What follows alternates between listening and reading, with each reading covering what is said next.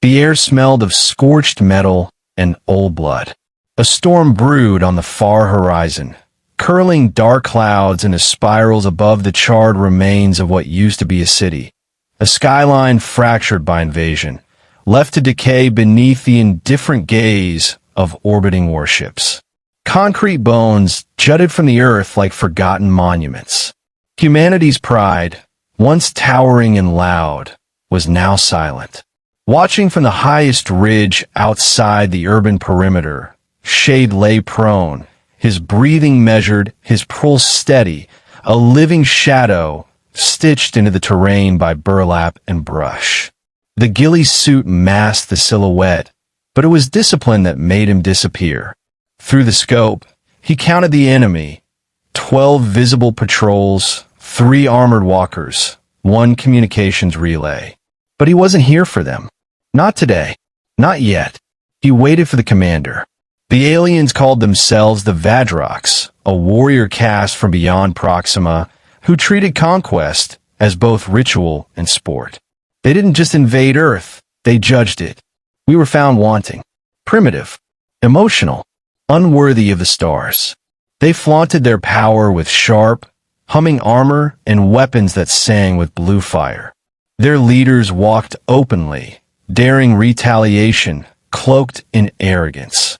That was where Shade came in. He didn't fight for medals or orders. Not anymore. His command had dissolved the day the orbital strikes began. He fought because he could, and because someone had to. A relic from a world that once believed in snipers. He was now a myth among broken resistance cells. The Vadrox had laughed when Earth fought back with bullets. They stopped laughing when Shade began taking their officers, one by one, through heart, helm, or spine. Every shot calculated. Every death a message. A flicker of motion in the scope drew his focus. There, the commander emerged from the shell of a tower, flanked by 2 honor guards. The armor shimmered like obsidian wet with oil, etched with gold lines that pulsed faintly, symbols of rank perhaps. The alien moved like it expected obedience from the air itself. Not hurried, not cautious. Shade adjusted his angle. Wind low. Distance, 1,378 meters. Elevation, 26 degrees. He measured the rhythm of the alien stride, noted the armor's thinner gaps along the left shoulder joint. A sound crackled in his earpiece. A soft voice, calm, practiced. Confirm visual, said Sato. Shade clicked once in response. Confirmation. No chatter. They didn't need words. 2 minutes to uplink disruption, she added. If you miss, they'll vanish behind jammers. He didn't plan on missing. His finger rested lightly on the trigger. Breath in. Stillness. A single exhale. He squeezed. The silence shot broke the air with a dry hiss, like a whisper torn apart. Time dilated as the bullet arced invisibly toward the alien's shoulder. And then, impact. The commander staggered, armor flaring with a burst of golden static. But he didn't fall. Shade blinked. That shot should have shattered bone. The commander turned, scanning the ridgeline. His helmet adjusted, zoom lenses rotating, targeting systems flaring. Shade was already gone. He rolled backward, disappearing in a scrub and soil, rifle slung in one fluid motion. Within seconds, he was gone from the cliff, body low, moving fast between ridges. Not because he feared death, he'd long made peace with that, but because the game had changed. They had adapted. The commander was no fool. He'd worn reinforced plating in the most statistically vulnerable area. Not an accident. A statement. They'd studied him. Sato's voice again, urgent now. They're jamming optics. You need to move. He double-clicked. Within minutes, the skies darkened further as patrol drones whirred into the air. Their whine buzzed like angry hornets, fanning across the terrain in search of a phantom. Shade ducked beneath a collapsed rail tunnel, then into the ruins of an underground station. Moss grew between cracked tiles. Rats fled at his approach. He moved without a sound. He paused beside a rusted turnstile and unrolled a faded cloth map. He didn't trust digital. Too easily compromised. The tower the commander had exited, if Shade's guess was right, was part of a new network hub. Not a barracks. A transmission site. The Vadrox weren't just communicating. They were broadcasting. Testing something. A memory surfaced. A report, months old, ignored by higher-ups during the last days of formal resistance. Localized frequency pulses altering human behavior. Panic, lethargy, disorientation. Increasing in control zones. He had chalked it up to propaganda. Now he wasn't so sure. Footsteps. He froze. 3 floors above, boots scuffed along concrete. Not the heavy tread of aliens. Lighter. Human. Shade pulled his knife. A shadow flickered along the stairwell. A figure descended slowly, weapon drawn. "Don't move," a voice hissed. Female. Young. Armed. Shade said nothing. Waited. "I saw you shoot," she said, approaching carefully. Her rifle was old gin, earth-made, scavenged. "You hit him, didn't you?" The black-armored one. Still he said nothing. She lowered the barrel a little. "I'm not with them." "I know," he said. The girl blinked. "Ow! You're breathing too fast to be calm. And they don't breathe." She exhaled sharply, some mix of relief and awe. "You're the ghost, aren't you?" Shade rolled up the map. "Who are you?" "Mira. Tech runner for Cell 7. Or what's left of it." She gestured vaguely toward the east. "We monitor signal clusters. Something's changing. They're building towards something." "I know," he said. "The broadcast." From the tower. "Not just that." She pulled a device from her satchel. A rough scanner built from cannibalized drones. "We caught bursts of neural harmonics in the last hour. Interference patterns that shouldn't be possible. They're trying to manipulate us. And they're getting closer." Shade studied her. Young, smart, scared but not broken. The kind of survivor that war forgot until they made themselves useful. "Get this to your people," he said. "They're scattered," she replied. "You're faster. You got reach. I work alone." "You won't make it alone," she said. "Not anymore." Shade looked away. A deep, instinctive part of him resisted. Dependence was a weakness. Trust had weight. But something in Myra's eyes, clear, defiant, reminded him of a world before orbit cracked open and judgment fell from the stars. He took the device. "I'll look into it." "And what should I do?" she asked. "Stay hidden. Stay alive." Mira gave a half-smile. "I've gotten good at that." Shade turned, disappearing into the shadows again. Outside, the wind howled. Above, the Vadrox drones continued their sweep, and somewhere in the east, the towers pulsed with growing menace. A war was brewing in frequencies too subtle for the untrained ear. But Shade was listening now. He wasn't finished. Not yet. The wind shifted, and with it came the low thrum of alien engines, distant but growing louder. Shade lay motionless beneath the collapsed frame of a pedestrian bridge, his body sunk into the dirt and overgrowth. The shot he'd taken 2 days ago had changed nothing and everything. One dead general hadn't stopped the invasion, but it had startled them. That mattered. They no longer marched with the same cocky strut. Their patrols doubled. Drones hummed in overlapping grids, their red optics sweeping for heat signatures. Makeshift towers rose in the city's core, outfitted with sensor arrays and kinetic shields. Shade observed it all from the margins, invisible in the rot and concrete of a city that had forgotten its name. He hadn't spoken since the kill. Sato knew better than to make contact without purpose.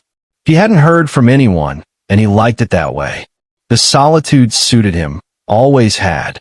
Even before the aliens arrived, he lived in silence. War had trained him for patience. Life had trained him for solitude. He moved only at night. With the moon as his lantern, he crept through sewer tunnels, gutted parking garages, and utility shafts. He scavenged from old caches, cans of protein paste, iodine tablets, compressed water pouches. There were no support drops now. The risk was too high. Shade knew how to make things last. When he wasn't moving, he was watching. Through an analog scope mounted on a battered spotting rifle, he studied alien movement from 5 blocks away. They moved in rigid formations, for units per team, 2 patrol drones overhead. Every hour, on the hour, a transport vessel descended into the plaza and lifted off 5 minutes later. Cargo unknown. He tracked patterns, not just routes, but rhythm. He watched which soldiers moved with tension, which ones lagged behind, which ones scanned the skyline like they expected death, and which ones didn't. One in particular drew his attention, a commander with black-lined armor, distinguishable by the way others stepped aside as he passed. He walked with precision, efficient, disciplined, a true threat.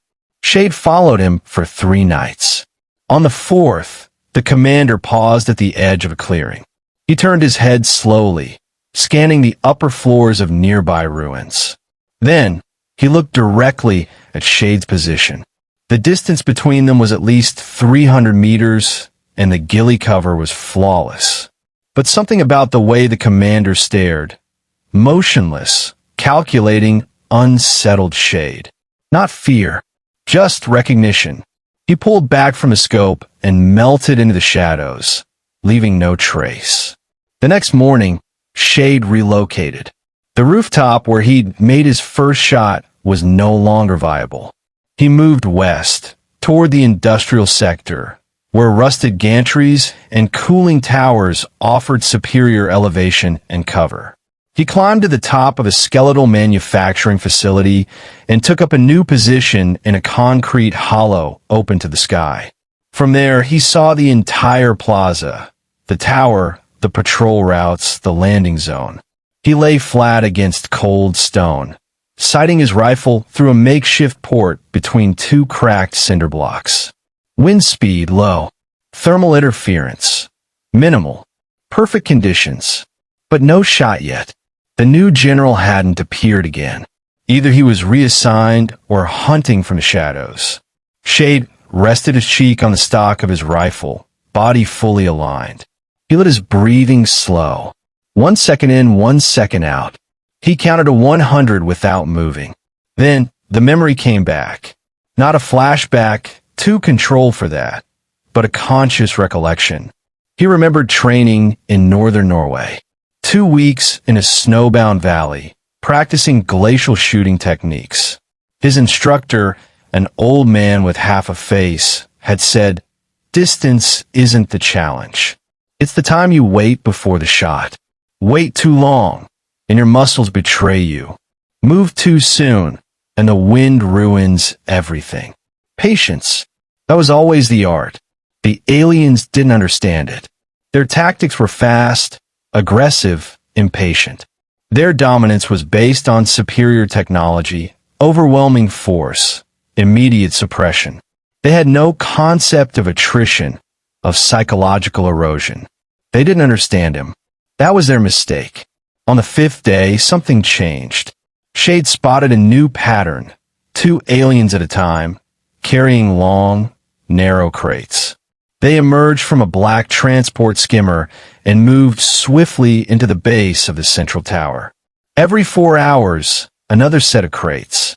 Guards flanked them, different from the others, taller, with ridged shoulders and helmets that concealed their faces entirely. Shade watched carefully. These weren't supplies. They were components. Machinery, perhaps. Maybe a weapon. Or worse, an amplifier. The tower itself had grown. A new array jutted from the top, shaped like a tuning fork and pulsing faintly in the dark. It wasn't broadcasting. Not yet. But when it did, he ran the math in his head. A signal tower of that scale could project across continents. Maybe more. He reached for his notebook, a small, leather-bound thing he had carried through every deployment. He sketched the structure, marked the crates, noted the times.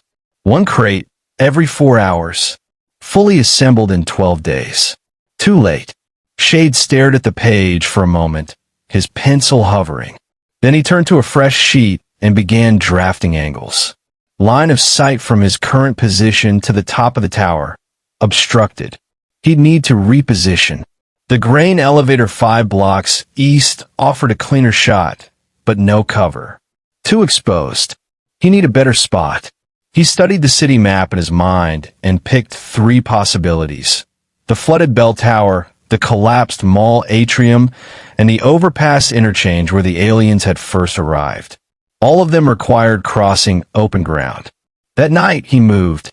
He wrapped his rifle in cloth and strapped it to his back, packing only what he could carry in silence. No metal tools, no electronic gear, just rope, chalk, and instinct. He crossed beneath the streets first through the maintenance tunnels, dark, narrow, damp with age. Rats scattered from his path. Water dripped from cracked pipes. The silence was absolute. Halfway to the bell tower, he stopped. A faint vibration tickled the soles of his boots. He crouched, pressed his palm to the floor. The sound was distant but rhythmic. Footsteps. Many. He climbed silently into a maintenance shaft, waited in the darkness, and listened. The alien patrol passed beneath him. 10 soldiers. Full armor. Heavy weapons. But they weren't patrolling. They were tracking. One paused and stared directly at the shaft. His weapon rose. Shade didn't move. Didn't breathe. He was just another shadow. After 30 seconds, the soldier lowered the weapon and moved on. Shade remained in the shaft for another hour. When he emerged, the bell tower was gone. Leveled. Reduced to rubble. They knew. He found a backup perch at the interchange. Not ideal. Too much wind. Too little cover. But it would do. For now. He lay prone again, rifle extended. Through his scope, he saw the tower's tuning fork begin to glow. Not broadcasting yet, but close. He would need to act soon. As he adjusted the dials on his scope, a light flickered across the lens. Not from the tower. From the west. He focused. There, on a nearby rooftop. A glint of metal. A brief silhouette. Then gone. Someone was watching him. Shade did not blink. Did not move. Another hunter was in play. Rain began to fall in thin, sporadic sheets. It pattered softly against the ruined metal beams that framed the interchange, soaking through Shade's ghillie suit and dripping from his brow like beads of cold resolve. He lay still, scope trained on the alien tower's spire, but his attention flickered. That glint from the rooftop hadn't been a trick of light. It had intention, precision. Someone had eyes on him, and whoever they weren't alien. The thought was unsettling, not frightening. Shade didn't feel fear the way others did, but inconvenient. He wasn't accustomed to being watched. His craft required invisibility. Solitude. Every move he made was calculated to avoid detection. And yet, in that brief flash, someone had pierced his perimeter. He didn't break position. That would confirm he'd noticed. Instead, he narrowed his focus. Through peripheral glimpses, he began analyzing nearby rooftops, one at a time, using slight shifts in shadow and contrast. No movement, no reflection. Whoever it was, they were skilled. Not a civilian. Not one of Sato's. A third party? His ear clicked. Shade, came Sato's voice, calm as ever. We intercepted a transmission. Your location may be compromised. Drone activity increasing in your sector. He gave no verbal response, only a double click on his transmitter. She understood the cue. Also, she added, we picked up something strange. Short wave burst. Origin unknown. Brief encrypted. Then gone. Shade paused. Encryption wasn't alien behavior. They relied on quantum relays and spatial signatures, not crude bursts. This was human. Old school. Possibly military. possibly rogue. He packed up without hesitation, rifle into its sheath, gear distributed evenly for silence and balance. The rain helped. It softened sound, masked movement. He crossed the street below, sprinting in low bursts, weaving between rusted vehicle husks and collapsed scaffolding. 30 seconds later, he was beneath cover again, crouched in the broken skeleton of an old government building. The rooftop that had flashed earlier was now in direct view. He scanned slowly. Nothing. Still, instinct spoke. He climbed. Each step up the fire escape was deliberate. He counted his pace, timed it with the wind. At the top, he pressed flat against the surface and rolled sideways before rising to one knee. No one, just a rusty antenna and shattered solar panels. Until a whisper broke the air behind him. "You're slower than I expected." He turned, but the voice was already moving.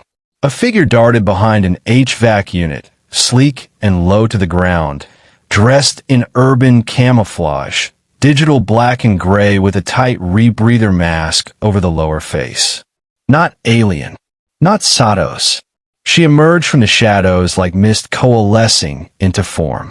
"I've been tracking you since the first kill," she said, circling carefully. Had to be sure it wasn't luck. Shade said nothing. He took a half step back, hand loose near his belt, non-threatening but ready. "You're the one they call Shade," she said. "I'm Ren." He waited. She pulled back her hood. Young but hardened. Scars beneath her right eye. Expression unreadable. "I don't work for Sato. Not anymore." Still he remained silent. "I was part of the Hermes program. First contact recon, deep silence ops." She hesitated. "Until they cut us loose. Said we were too unstable to integrate post-invasion." That much Shade believed. Programs like Hermes had been quietly defunded years before the rifts opened. Too dangerous, too compartmentalized. But the agents didn't vanish. They went underground. Or rogue. "You're planning to hit the tower," Ren said, finally. "You won't get the angle from the interchange. Not before the shield completes its next phase." Shade nodded once. No point denying it. "I can get you closer," she offered. "I've got access routes under the relay grid. They don't scan beneath the sewage subsystems. We use their blind spots." He studied her face, searching for signs of deceit. None visible, but trust was never the point. "Why help?" he asked, voice a low grind. "Because I've seen what the tower's about to do," she said. "It's not a broadcast station. It's a harmonics driver. When it's live, it'll pulse through the planet's magnetosphere. Any remaining resistance tech, communications, circuits, shielding, burns out. Total blackout. Not just tactical, final." Shade adjusted the strap on his rifle.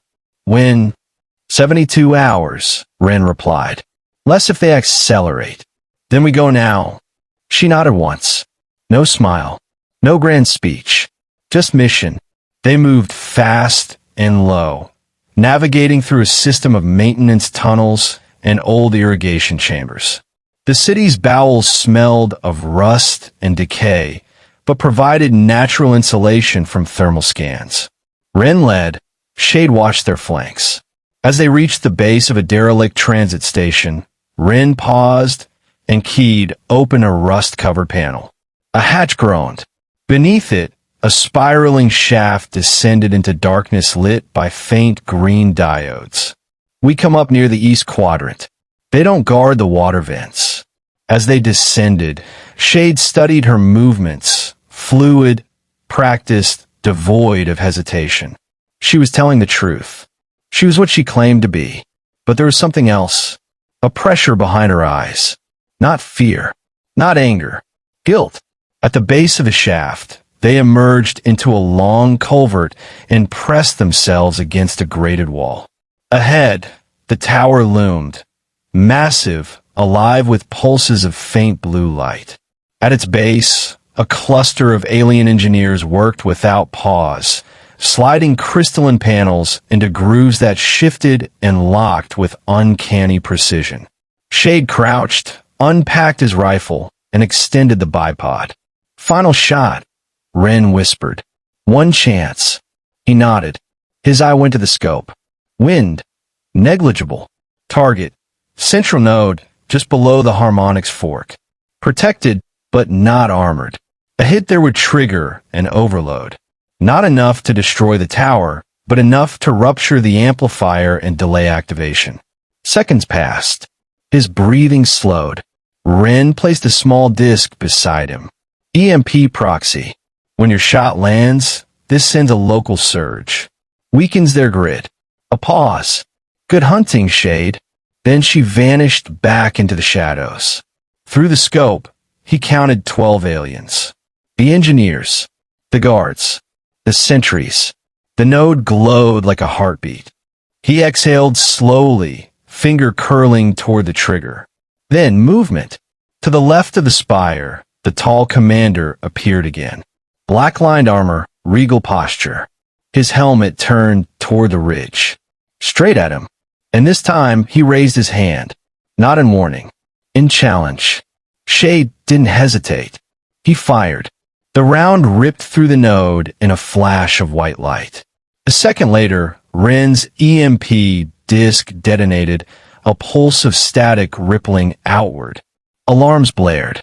Sparks flew from the spire. But the commander still stood unmoved. Shade didn't wait to see what came next. He was already running. Because now the war had changed. They knew his name. Smoke clawed at the horizon. Black tendrils twisting upward from the fractured remains of the alien tower. Its harmonics driver lay split open like the carcass of some dead machine god. Still humming weakly as circuits sparked and flickered inside its shattered spine. The detonation hadn't toppled the structure, but it had done its job, disrupted the pulse, fractured their network, delayed the inevitable.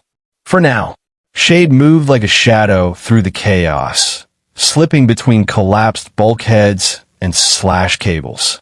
The EMP had shorted their sensors in a 2-kilometer radius, giving him a narrow window to disappear. His rifle was empty now, barrel scorched and scope cracked.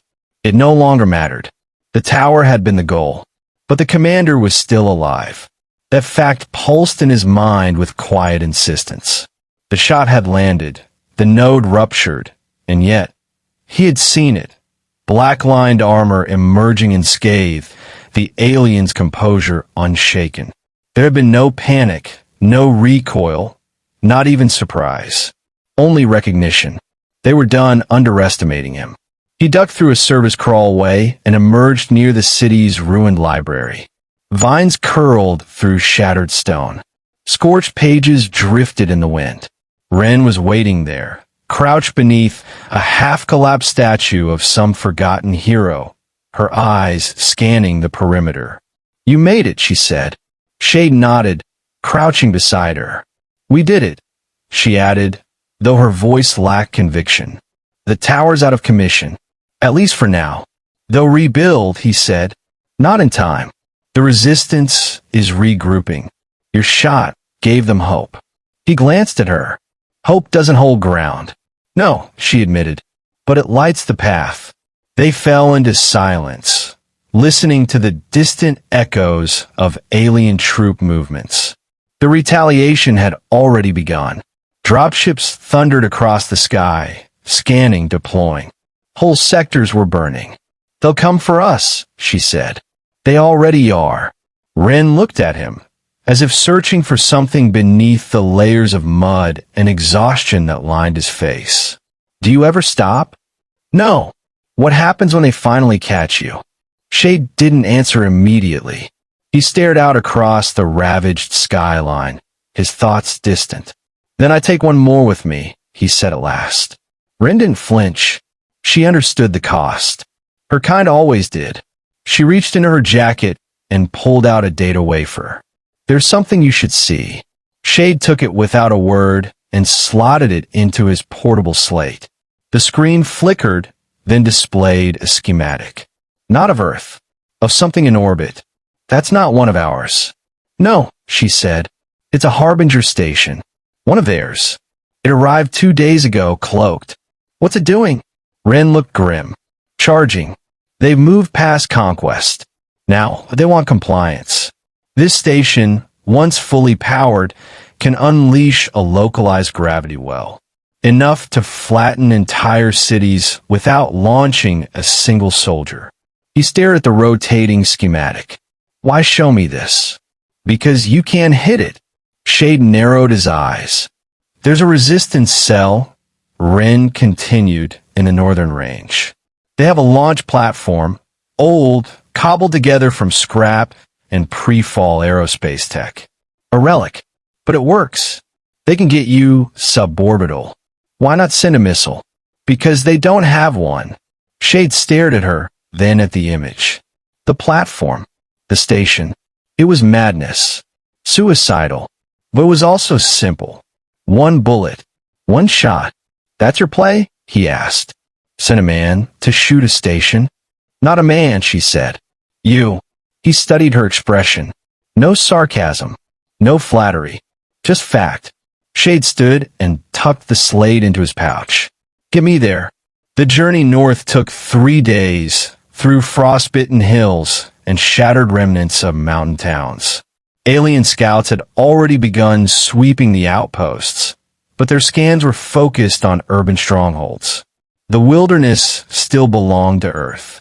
On the second night, as they huddled beneath the stars in the skeleton of a train station, Ren finally asked him what she hadn't dared before. Why do you fight alone? He didn't respond at first. The fire crackled, warming their hands but not their thoughts. Because I was trained that way, he said eventually. That's not a reason. That's a result. He looked at her. For the first time, there was no steel in his gaze. Only memory. I watched the team die under my command, he said. Good soldiers. Better than me. One bad call. Mine. After that, I stopped letting people close. Ren nodded slowly. So you became the rifle. The rifle doesn't fail. Until it does. He looked away. The stars shimmered like cracks in a glass dome. You're not alone anymore, she said softly. Even ghosts need anchors. The next morning, they arrived at the ridge. The launch platform looked like a myth brought to life. Rusted struts bolted to mountain stone. Ancient cryo-tanks hissing in protest as technicians calibrated a makeshift thruster core. A vertical rail extended into the sky, pointing at the void like a spear aimed at gods. Shade inspected the capsule. It wasn't much, barely enough room for a body and a rifle. No return module. No AI support. No fallback. Just a seat. And a window. Ren stood beside him. The station completes its charge cycle in 5 hours. That's your window. He nodded, strapping in. No ceremony. No speeches. As the capsule sealed, Ren pressed her hand to the hull. Make it count. Then the clamps released. The acceleration was brutal, pressing Shade into the seat with crushing force as the rail launcher screamed. Flames danced along the capsule's hull as it tore through cloud layers and into the thin blue rim of the upper atmosphere. Then silence. Weightlessness. Earth curved beneath him, a wounded world still beautiful in the cradle of space. Ahead, the alien Harbinger station loomed, sleek, angular, and pulsing with energy. He extended the rifle. This one wasn't a standard issue. It had been forged from scavenged aerospace alloys, calibrated for vacuum, loaded with a single hypervelocity round. No recoil compensation. No second shot. Just math. He adjusted his position, body floating in perfect alignment. Distance, 1,420 meters. Drift correction, minor. Heat signature, minimal. The node pulsed. He slowed his breathing, though breath no longer mattered. Finger on trigger. He remembered Norway. The snow. The words of his old instructor. Distance isn't the challenge. It's the time you wait before the shot. He didn't wait. He fired. The round tore through vacuum with silent rage, piercing the station's power core. A bloom of light erupted, blinding and brief. The station shuddered, then fractured. Its gravitational nodes exploded inward, collapsing upon themselves. His capsule rocked, caught in the initial shockwave. System shorted. Lights blinked out. Stillness.